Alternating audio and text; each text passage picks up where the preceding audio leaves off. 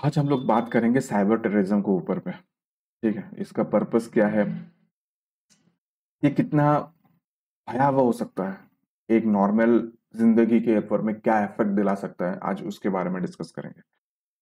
Video को बड़ा short रखते हैं और जानते हैं कि क्या है साइबर टेररिज्म, पर्पस क्या है, और इसका एक दो तीन सिनेरियो देखते हैं कि ये अपने लाइफ पे क्या क्या तहलका मचा सकता है।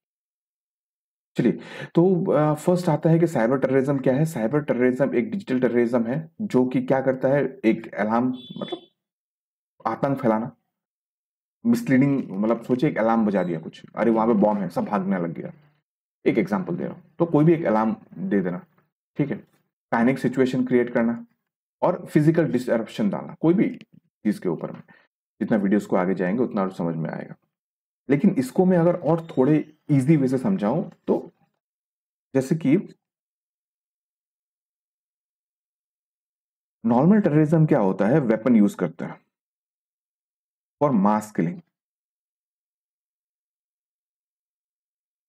ठीक है, ये उन लोग का एजेंडा होता है। क्या एजेंडा होता है मेरे को भी समझ में नहीं आता, आदमी को मारो बस, समझ में नहीं आता। छोड़िए, इसके ऊपर अलग सा कोई वीडियो बनाते हैं और इसको फिर अच्छा से देखते हैं। लेकिन साइबर टेररिज्म में क्या होता है, वेपन यूज नहीं किया जाता है, लेकिन यूज किया जाता है एक कंप्यूटर, कीबोर्ड और माउस।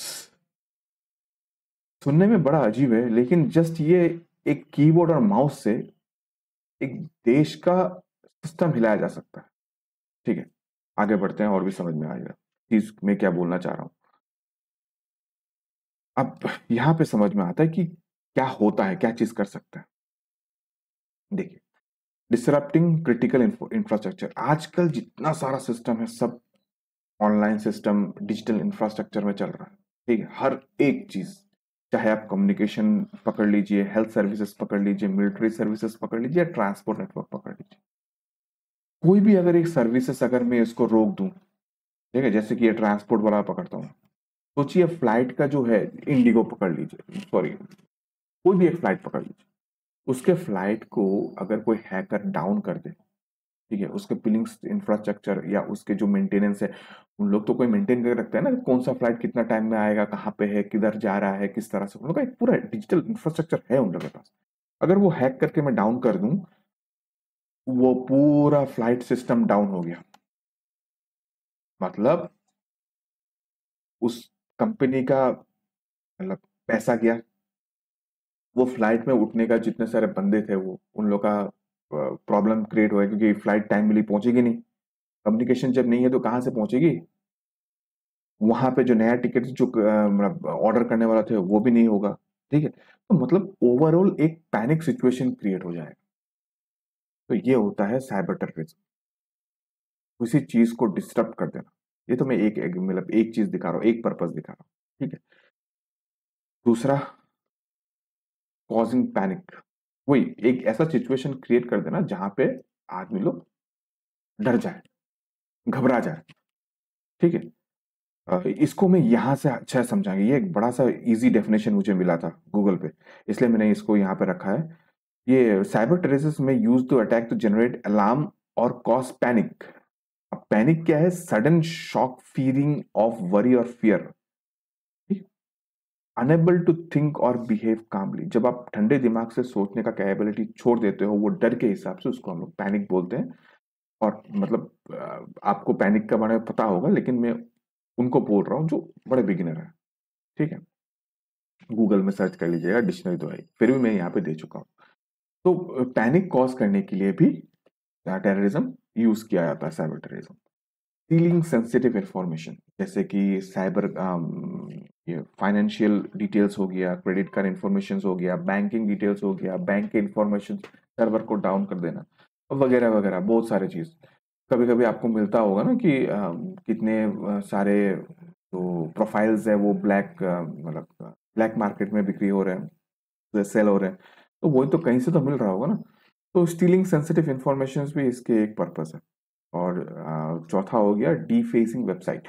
डीफेसिंग वेबसाइट्स का मतलब हो गया कोई भी फिजिकल वेबसाइट जो है उसको बंद कर देना। ठीक है, काम नहीं करना उसको, मतलब कोई भी एक्सेसिबल वेबसाइट, उसको रोक देना, मतलब आप उसमें काम नहीं कर सकते हो।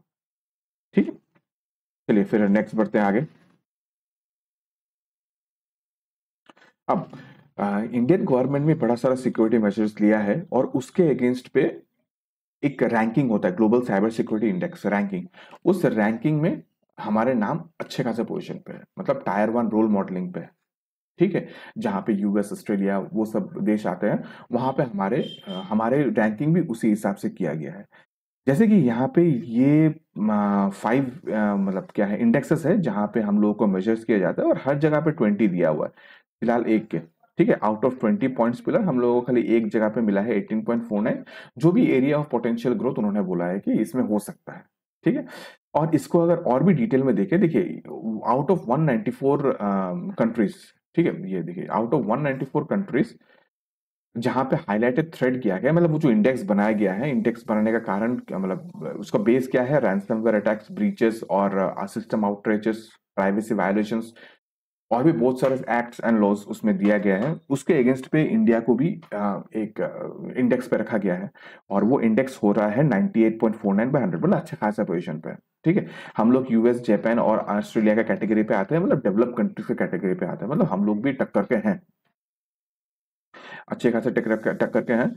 और लेकिन हाँ, कुछ कुछ कुछ एरिया पे और भी काम करना बाकी है। ठीक है, अब ये इन्फॉर्म जो ये पॉइंट्स आया है, ये मतलब आजकल जो डिजिटल सिनेरियो चल रहा है इंडिया में, और उसके जो उसके अगेंस्ट पे और भी जो मेजर्स लिए गए हैं इंडियन गवर्नमेंट के अगेंस्ट पे बहुत सारे, उसके अगेंस्ट में भी ये इंडेक्सिंग बड़ा महत्वपूर्ण है, मतलब उसके वजह से भी इंडेक्सिंग हम लोग का अच्छा खासा जगह पे गया है, मतलब ऊपर गया है उसमें। अब एग्जाम्पल के हिसाब से कुछ कुछ मैं एग्जाम्पल आपको दिखाऊंगा, ठीक है, कि एक साइबर अटैक या साइबर टेररिज्म जिसको हम बोलते हैं, वो कितना भयंकर रूप ले सकता है। ठीक है, तो ये हो गया कॉलोनियल रैंसमवेयर अटैक, बड़ा फेमस अटैक है। ठीक है, तो एक बार इसको पिक्चर बनाते हैं, ये चीज है क्या। देखिए, तो यहाँ पे दिया गया है, जो फर्स्ट है कि almost 45% of the fuel consumed on the east coast, मतलब अच्छा खासा पॉपुलेशन ये पाइपलाइन सप्लाई करता है। क्या क्या सप्लाई करता है, gasoline, diesel and jet fuel. ठीक है, नेक्स्ट जाते हैं। प्राइमरी टारगेट किसको किया था, billing infrastructure of the company. ठीक है, पॉइंट्स लेते हैं, फिर इसको एक पिक्चर बनाएंगे हम लोग। Third reason, inability to bill the customer was the reason for halting the pipeline operation। Pipeline बंद कर दिया गया था, क्यों, क्योंकि बिलिंग नहीं हो पा रहा था। ठीक है, अब जब पाइपलाइन बंद कर दिया था, तो जबकि ये मतलब जो ये कंपनी है वो गैसोलीन, डीजल और जेट फ्यूल सप्लाई करती है, अमेरिकन एयरलाइंस को कुछ इश्यूज फेस अप करना पड़ा। फ्लाइट शेड्यूल्स चेंजेस हुए, कुछ टेम्पोररी फ्लाइट शटडाउन हुए, प्लस फिलिंग स्टेशन जहाँ पे पेट्रोल भरते हैं नॉर्मल गाड़ियों पे, नॉर्मल डीजल पे, ट्रकों पे, उसमें भी पैनिक सिचुएशन क्रिएट हो गया, क्योंकि पेट्रोल है नहीं ना, पेट्रोल नहीं है, डीजल नहीं है, कहाँ से भरोगे आप। ठीक है, ट्रक नहीं जा रहा है, कुछ नहीं जा रहा है, और ये टोटल शटडाउन था 6 दिन के लिए। अब इसको पूरा एक पिक्चर बनाते हैं। ठीक, अब ये जो है, इसमें अटैक हुआ। ठीक है, जबकि मैंने इसको पहले बताया था कि 45% ऑफ द ईस्ट कोस्ट ये मतलब ये पेट्रोल पंप उसमें सप्लाई करता है। क्या क्या सप्लाई करता है, गैसोलीन सप्लाई करता है, डीजल सप्लाई करता है, और जेट फ्यूल सप्लाई करता है। बिलिंग जो इंफ्रास्ट्रक्चर है उसमें जो है हैकर्स ने अटैक किया है बिलिंग इंफ्रास्ट्रक्चर में। अब डेफिनेटली जब बिलिंग नहीं होगा तो तेल कंपनी देगा कैसे, अपने पॉकेट से लॉस करके तो देगी नहीं, तो पेट्रोल पंप बंद करवा दिया। पेट्रोल मतलब जो पाइपलाइन है बंद करवा दी। पाइपलाइन बंद करने के साथ साथ जो जेट फ्यूल्स है वो जेट को नहीं पहुंच रहा है, प्लेन को नहीं पहुंच रहा है। प्लस जितने सारे जो फ्यूल स्टेशन हैं जहाँ पे डीजल बनता है, पेट्रोल गिरता है नॉर्मल गाड़ियों पे, वो नहीं मिल रहा है।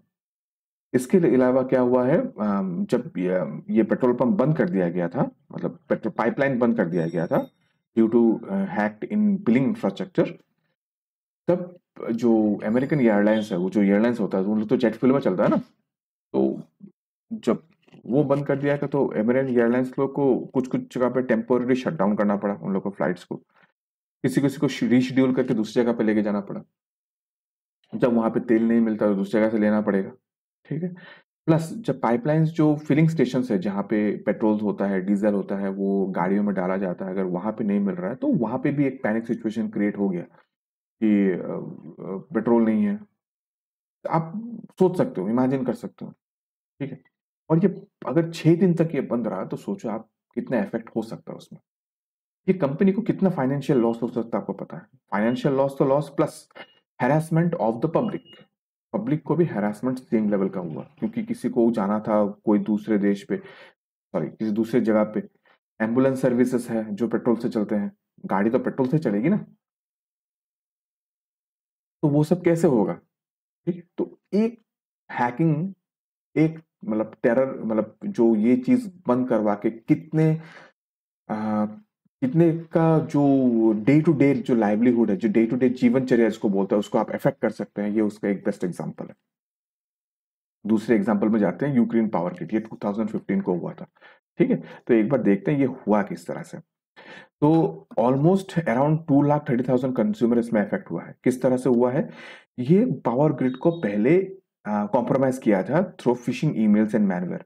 फिशिंग ईमेल्स क्या है, मैं डिस्क्रिप्शन में लिंक दे दूंगा, डिटेल में समझाया गया है। मैंने इसमें प्रैक्टिकल में दिखाया कि फिशिंग ईमेल को किस तरह किया जाता है। आजकल तो बड़े कुछ मतलब टेक्नोलॉजी आ गया है जिसको रोक देते हैं, लेकिन फिर भी है, आज भी कर सकते हैं इसके अगेंस्ट में। फिशिंग ईमेल और मेलवेयर के यूज करके इस नेटवर्क को, मतलब जो ये यूक्रेन पावर ग्रिड का जो नेटवर्क है, इसका जो सॉफ्टवेयर है, उसको हैक किया गया है। सीजिंग एसडीए अंडरकोड, ये एससीएडीए मतलब एक बड़ा सा एक नेटवर्क राउटर होता है जहां से ओवरऑल इंटरकनेक्टिविटी होता है। इसको अपने हैकर लोग ने अपने कंट्रोल पे ले लिया। अब हैकर कहीं के भी हो सकता है। ठीक। उसने अपना कंट्रोल किया, और जो सब स्टेशन है जहां से पावर स्विचिंग होती है, मतलब घरों घरों पे जाती है, उसको स्विच ऑफ कर दिया। आजकल तो वही होता है ना, आजकल डिजिटल मीडियम में सब कुछ बंद कर दिया तो ऑटोमेटिक अपने अपने हिसाब से बंद हो जाते हैं। तो रिमोटली कहीं और से उन्होंने थ्रो एसडीए सब स्टेशन को बंद कर दिया। आईटी इंफ्रास्ट्रक्चर कंपोनेंट को पूरा बंद कर दिया, जैसे कि पावर सप्लाई हो गया, unrated power supply, modems, RTUs, communicators, कुछ भी जो कम्युनिकेशन कर सकते हैं वो सबको रिमोटली बंद कर दिया।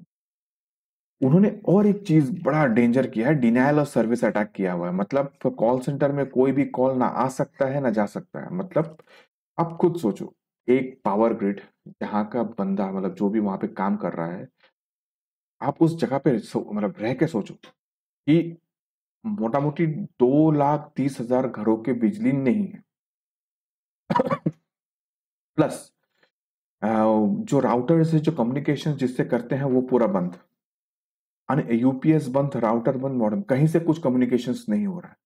फोन लाइंस जो है वो डिनायल ऑफ अटैक में चले गए हैं, मतलब यहां से कोई बाहर कॉल नहीं जा रहा है, बाहर से कोई अंदर कॉल नहीं आ पा रहा। आप एक ऐसे सिचुएशन में फंसे हो जहां पे आप कुछ नहीं कर सकते। ठीक है। ये सिचुएशन बड़ा भयावह है, सुन के भी बड़ा डर लगता है ये सिचुएशन किस तरह से हो सकता है। और ये तकरीबन 1 से 6 घंटा तक चला। ठीक है। तो कितना केओस मचा, कितना फाइनेंशियल लॉस हुआ, कितना पब्लिक को हेरासमेंट हुआ, आप सोच नहीं सकते हैं उसमें। चलिए ये 2 पॉइंट्स रखते हैं और आज वीडियोस यही रखते हैं। बड़ा शॉर्ट वीडियोस मैंने बनाया है।